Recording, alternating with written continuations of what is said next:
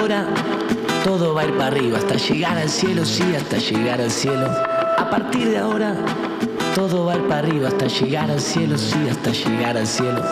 Es sabio el optimismo, pero pésima la experiencia. Estando bien abajo ya no es cuestión de ciencia. Dichoso si es que existe, el dueño de esta estima es que todo va a ir para arriba hasta llegar al cielo. Encontré la luz en la ciudad de los peajes. Aquí estamos en Dame el Poder.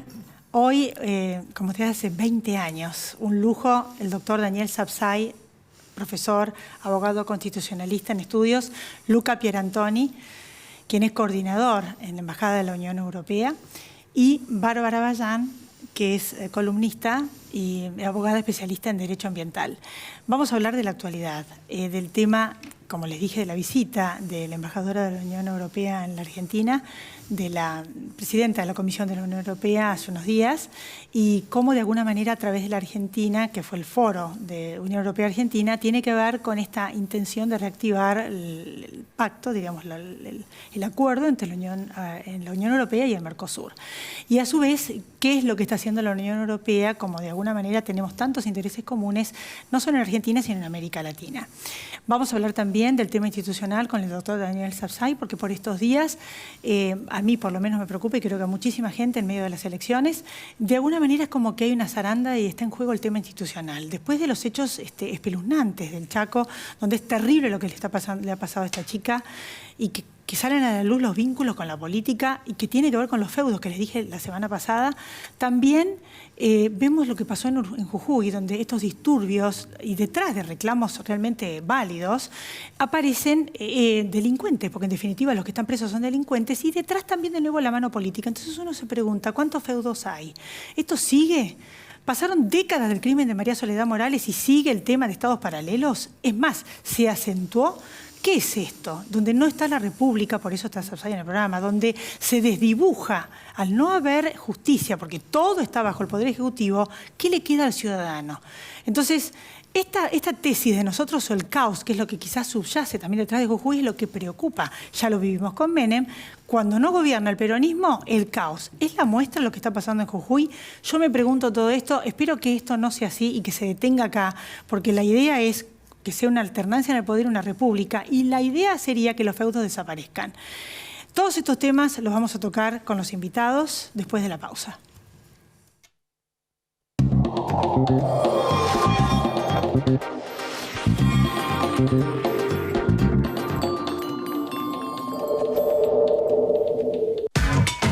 ¿Qué es lo que hace a San Isidro distinto? ¿Será que vivimos haciendo obras que nos hacen vivir mejor, como la nueva senda del hipódromo? ¿Será porque seguimos haciendo megaconstrucciones? Sí, porque seguir mirando hacia adelante hace todo distinto.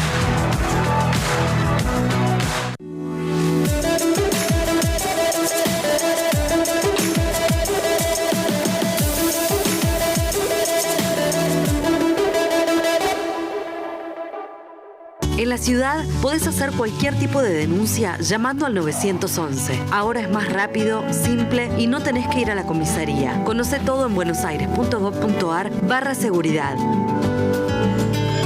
Buenos Aires Ciudad.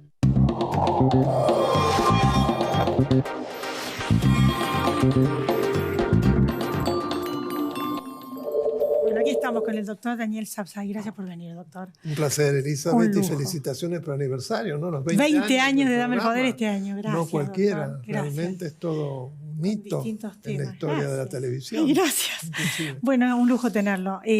Lo que acabo de decir yo, realmente uno ve todo esto y dice, ¿dónde estamos? Bueno, es la enorme dificultad en la Argentina de lograr que se estabilice un sistema republicano pleno. Tenemos permanentemente una situación en la cual la consolidación democrática no termina de consolidarse. ¿Por qué? Porque en el medio nos encontramos con gobiernos sumamente autoritarios, gobiernos peronistas, pero el kirchnerismo es particularmente autoritario en sus distintas versiones.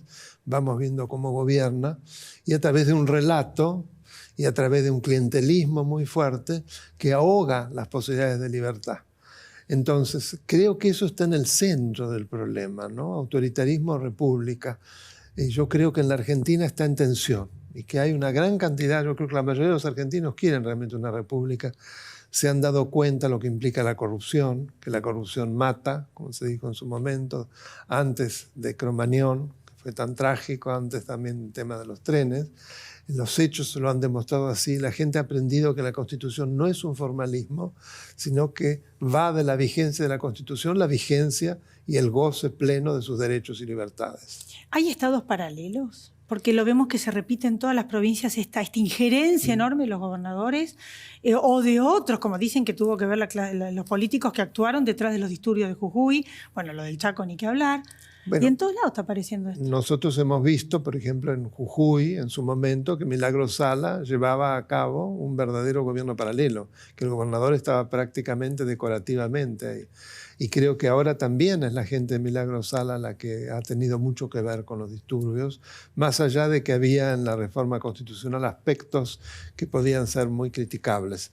Pero no es en democracia, no se reacciona a través de la violencia. Precisamente la gran apuesta del constitucionalismo es la posibilidad de solucionar los conflictos pacíficamente, no a través de la ley más fuerte, la ley de Talión. Eso es lo que se supone que debería superarse después de tantos siglos que se discute esto, que en la Argentina todavía es un tema sobre el que volver a foja cero, a volver a explicar. Bueno, el fondo de la cuestión de Jujuy, y bueno, Bárbara también te quería, que es la que más entiende, abogada del tema, por el tema de la Constitución de Jujuy. Claro. Sí, muchas gracias, Elizabeth, por invitarme. Un placer estar acá y con una eminencia del derecho constitucional. Este es un tema muy actual.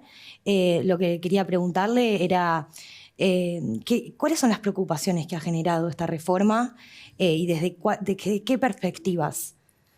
Bueno, la reforma traía una serie de disposiciones que son muy interesantes en materia electoral, sobre todo porque prohíbe la ley de lemas, lo cual no es poca cosa. Al mismo tiempo instruye un sistema de boleta única, es decir, aspectos que se avanzan a nivel electoral. Pero junto con eso aparecen otros que no nos gustaban, como por ejemplo el suprimir las elecciones parciales cada 2 años y al mismo tiempo el concederle al que obtiene la primera minoría la mayoría en la legislatura, lo cual prácticamente destruye el poder legislativo. Es decir, una combinación de cosas autoritarias y de cosas positivas, en donde evidentemente yo fui muy crítico ya en su momento, que me consultaron y dije que efectivamente esto era un retroceso, no un avance, porque era muy grave estas disposiciones que fortalecen tanto al Poder Ejecutivo. ¿Y en qué quedó? Porque dice que los artículos que tenían que ver con el tema de la protesta por el tema sustentable de las comunidades quedaron en stand-by como estaba antes y que solamente quedó en vigencia un artículo para el tema de que no haya piquetes, que me parecía lógico. Sí, eso me parece muy bien, como mismo la no invasión de establecimientos públicos, pero al mismo tiempo lo que me parece grave es la ausencia de la consulta informada a los pueblos aborígenes que por convenios internacionales de los que Argentina es parte y que muchos tienen inclusive jerarquía constitucional, estamos obligados a preservar. Eso no se hizo. Entonces, muchos de los motivos que aducen los pueblos originarios, los aborígenes, tienen razón. No se los consultó. Como el Acuerdo de Escazú, por ejemplo. Como el Acuerdo de Escazú. El Acuerdo de Escazú precisamente consagra la teoría de los 3 accesos, ¿no? El acceso a la información, el acceso a los procesos de toma de decisión y el acceso efectivo a la justicia. Bueno, lo que sí no está bien, y de hecho son delincuentes casi todos los que están presos, sí. salió publicado, es esta violencia y que se ve que se filtró la política detrás de los reclamos genuinos. Pero por supuesto, una cosa no justifica la otra. Claro. No es el modo precisamente de reclamar la destrucción. Lo sorprendente es que la reforma fue acordada entre el oficialismo y el peronismo. Y resulta que después se fueron del otro lado, entraron al vandalismo, porque además fue gravísimo los destrozos. Recuerda el episodio de Trump, ¿no? ¿Se acuerdan? Sí.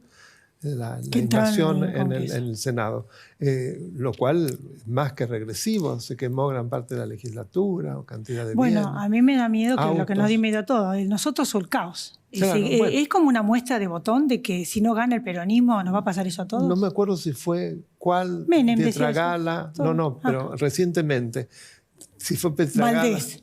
Un diputado. O Valdés dijo, si no ganamos van a correr ríos de sangre. O sea, más claro agua. Claro, o sea, si ¿cómo nos podemos proteger?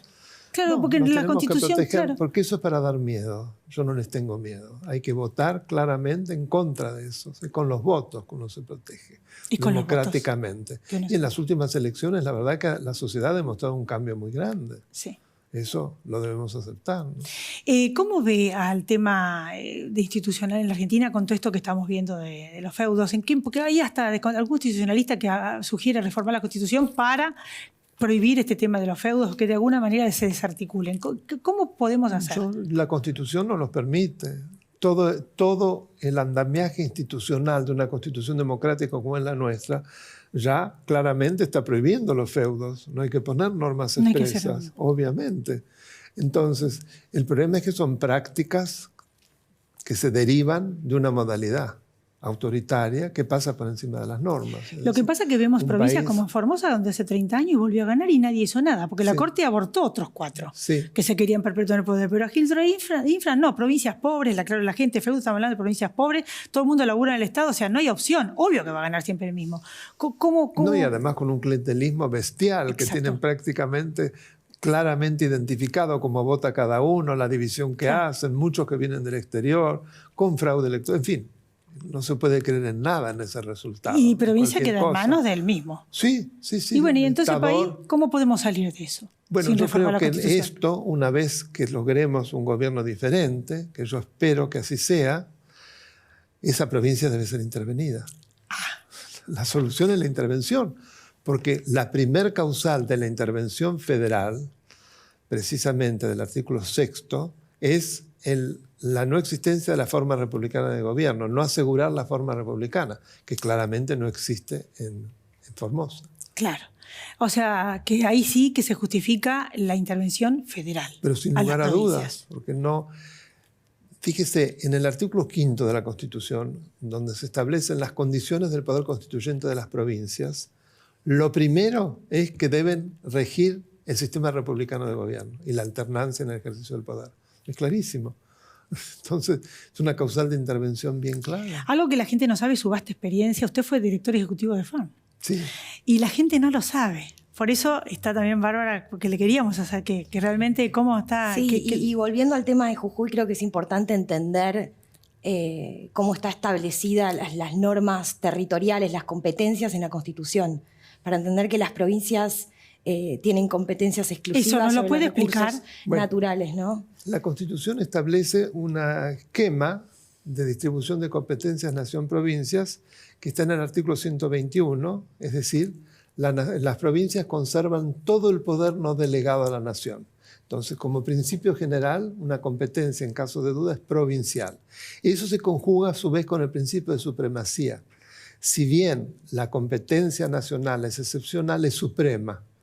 ¿Por qué? Porque está por encima de los demás órdenes. Esto no quiere decir que debe invadir las competencias locales cuando claramente la Constitución establece zonas de reserva para las provincias. Entonces es un juego complejo de lo que decimos fuerzas centrífugas y fuerzas centrípetas. Las centrípetas son los poderes que van hacia la nación, las centrífugas los que van hacia las provincias. Si no están en equilibrio, no se llega al federalismo de concertación, que tanto se habla y que está muy bien. Inclusive la reforma del 94 profundizó el federalismo de concertación. Lo que ocurre es lo que yo llamo un federalismo de imposición. La nación permanentemente impone las soluciones pasando por encima de las competencias provinciales, que lo hemos visto en materia de recursos naturales. Por eso es muy buena la cláusula en el artículo 124, que determina que el dominio originario de los recursos naturales les corresponde a las provincias. Bueno, ya para ir terminando, yo lo que quería ver era cuál era su mirada. Bueno, acabamos de ver en estos días que se pelean por el poder, se matan por el poder, el acceso al poder. Uno se pregunta qué habrá, ¿no? Pero en fin, y una serie de traiciones. Yo digo, si se traicionan entre ellos, ¿qué nos queda a nosotros? Pero ¿cómo ve el panorama con toda esta nueva perspectiva de cara al futuro en la Argentina? Bueno, evidentemente muy accidentado, muy preocupante. No es fácil para una fuerza que ha gobernado tantos años darse cuenta que se le mueve el piso y que es consciente que las elecciones nacionales las va a perder. Eso lo vemos en todos los comentarios. Entonces, evidentemente, la trepidación tiene que ver con eso, dar miedo, generar caos. El editorial suyo fue en ese sentido muy adecuado. Pero yo creo que vamos a salir adelante. Yo soy un moderado optimista. creo que sí, porque creo que la sociedad ha cambiado notablemente. Y lo ha demostrado en el modo que ha votado ya en varias elecciones. Yo le agradezco muchísimo, sé que tiene muchos compromisos, doctor, y muchas gracias. Para mí también, Gracias. un placer estar con ustedes y felicitaciones porque sé que has terminado con summa cum laude en Page University. Sí, muchas gracias, doctor. Muchas gracias, doctor. Gracias a ustedes. Después de la pausa, Luca Pierantoni, de la Unión Europea, nos va a hablar de todo lo que les dije al principio del programa. No se vaya, ya volvemos.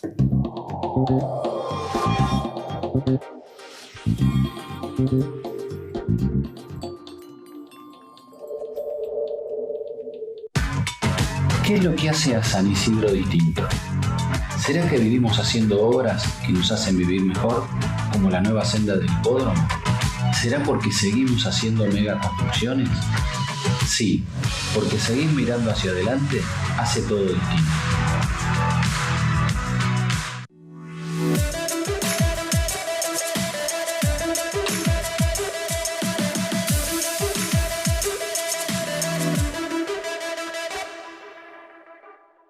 En la ciudad podés hacer cualquier tipo de denuncia llamando al 911. Ahora es más rápido, simple y no tenés que ir a la comisaría. Conoce todo en buenosaires.gov.ar/seguridad. Buenos Aires Ciudad.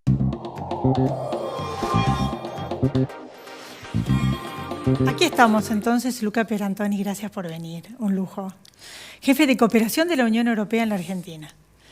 ¿Por qué está la Unión Europea haciendo todas estas cosas maravillosas acá en la Argentina? Hicieron cosas increíbles. Bueno, sí.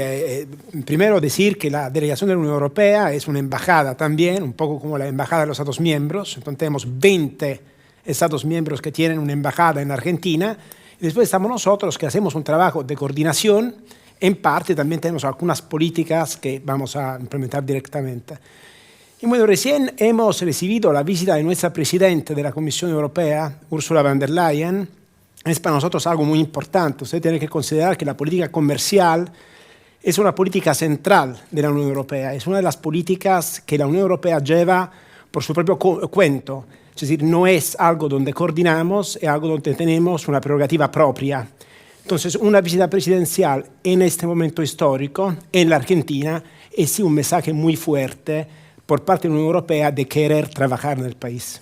A mí me impresionó la cantidad de cosas, por ejemplo, desde limpiar playas hasta actividad en provincias como el Chaco. Hacen un montón de actividades, como yo se los digo porque yo hace 20 años que tengo este programa y otras décadas más en otros medios, y nunca vi trabajo tan intenso de la Unión Europea acá.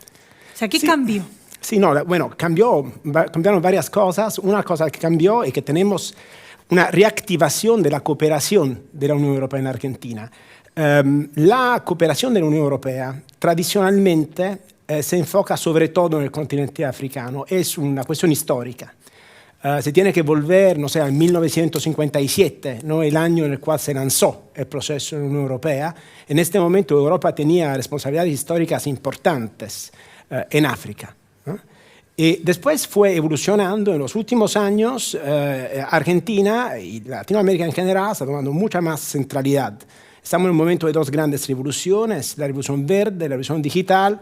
Buscamos socios y bueno, es muy fácil encontrar estos socios en países con los cuales tenemos un vínculo cultural profundo, vínculos sociales, una historia común, y por eso se reactivó la cooperación, se abrió una nueva plataforma de cooperación en la Argentina, que desde un punto de vista financiero quizá no es tan importante por el momento, pero tiene, por cierto, ciertos recursos, y gracias a esto hemos podido ser presentes en distintos contextos.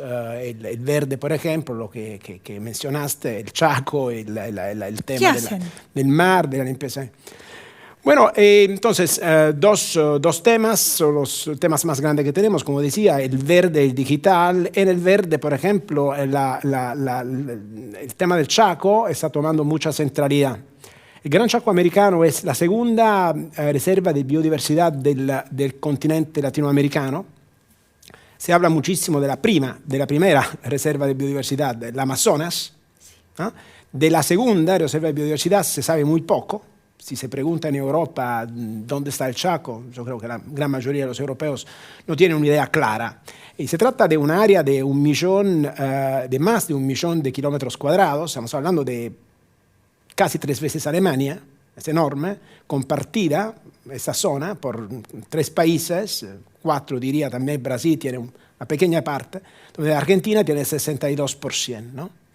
En esta zona hay en realidad una potencialidad de producción de materia orgánica increíble. Nosotros encontramos algunos videos, son los primeros videos del Gran Chaco americano tomados en la historia del Gran Chaco. Son videos europeos, porque lo tomaron algunos cineastas suecos en 1920. Y antes había algunas fotografías de un explorador italiano, en 1895, Boggiani se llamaba. Y bueno, si se comparan esas fotos con el Chaco de hoy el Chaco aparece más verde, más bosquivo.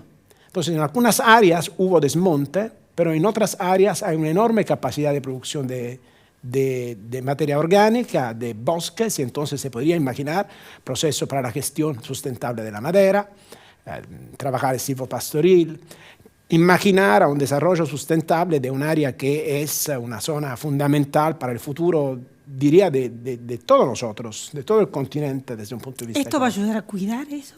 Diríamos, a cuidar esa área. Bueno, sí, la idea es intentar de embarcar, crear un proceso de planificación territorial, involucrando los varios actores que existen, y conciliar en la misma ecuación la producción y la protección, ¿no? Entonces, tal vez se confunde la protección con el abandono. En realidad, no se puede pensar a abandonar áreas tan grandes. Se trata de crear políticas activas para el cuidado. Y en eso el sector privado puede tener un rol. Entonces, esta es la mirada que tenemos. Y la idea que podemos hacer, claramente, eso no es algo que vamos a hacer desde Europa, eso es algo que se va a hacer en el Chaco. Pero como Unión Europea, por cierto, estamos ahí al lado intentando de apoyar, y hemos lanzado en este momento una iniciativa común con nosotros que hemos puesto arriba de la mesa los primeros 7 millones, los franceses 1 millón para la cooperación científica y académica, los alemanes también, los italianos, los eslovenos, los irlandeses, los holandeses, los finlandeses, hay en realidad los españoles, todos los varios países de la Unión Europea que están intentando trabajar juntos la misma temática. Y lo mismo vamos a intentar hacer también en el tema digital. ¿Y qué en el tema digital? El tema digital es un tema es un tema profundamente político en realidad. También el cuidado del medio ambiente lo es en el sentido más puro de la palabra político, cioè es cuidar nuestra casa común, nuestra sociedad. Pero el tema de la digitalización es un tema que se vincula realmente con la organización más profunda de nuestra sociedad y nuestro contrato social, porque el impacto que las nuevas formas de digitalización, de tecnología, nuevas tecnologías pueden tener sobre nuestra manera de vivir y de organizarnos como sociedad es tan profundo que pone en dudas serias sobre la posible continuación de nuestro modelo democrático y nuestras libertades básicas si no intentamos de entender estos procesos y creamos ciertas reglas para poder cuidar los mecanismos de garantía que tenemos para nuestras libertades. Me explico mejor, ¿no? Sí, llevado a la práctica. ¿Qué está haciendo la Unión Europea con el tema de la digitalización acá? En la práctica tenemos en este momento en la Unión Europea una reflexión abierta sobre varios temas donde proponemos medidas legislativas y normativas. La idea es ¿Allá o acá? En Europa. Entonces, la idea es ver en qué medida estas medidas pueden ser ampliadas a otros países socios que quieran, en la medida del posible, alinearse con algunos de estos estándares. Porque las plataformas son enormes, son globales.